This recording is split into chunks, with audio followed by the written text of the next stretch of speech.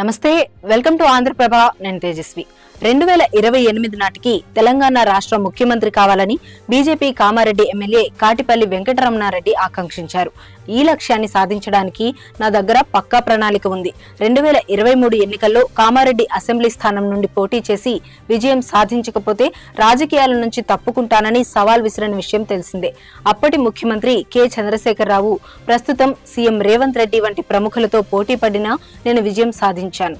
కేసీఆర్ ను ఓడించిన వెంకటరమణారెడ్డి కామారెడ్డి జిల్లా అధికారులు, ప్రభుత్వ సలహాదారు మహమ్మద్ అలీ షబీర్ ను అధికారిక కార్యక్రమాలకు ఆహ్వానించడాన్ని తప్పుపట్టారు.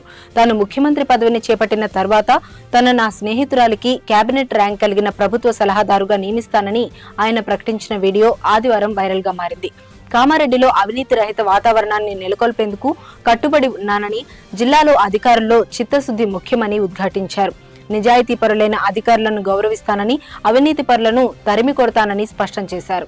కాగా కేంద్ర హోంమంత్రి అమిత్ షా ఈ నెల 12వ తేదీన హైదరాబాద్ రానున్నారు. ముందుగా చార్మినార్లోని భాగ్యలక్ష్మి ఆలయంలో పూజలు చేసి అనంతరం ఓ ప్రైవేట్ ఫంక్షన్ హాల్లో సోషల్ మీడియా వారియర్స్ తో సమావేశం అనంతరం ఎల్బీ స్టేడియంలో పోలింగ్ బూత్ స్థాయి నాయకులను ఉద్దేశించి ప్రసంగిస్తారు.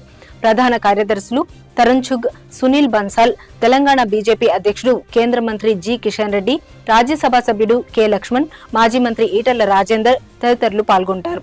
ఈ సమావేశంలో పార్లమెంట్ ఎన్నికల్లో తెలంగాణ బీజేపీ ఎలా వ్యవహరించబోతుంది, గెలుపు వ్యూహాలపై ఎలాంటి చర్యలు తీసుకోవాలి అనే విషయాలు కూడా చర్చకు రానున్నాయి.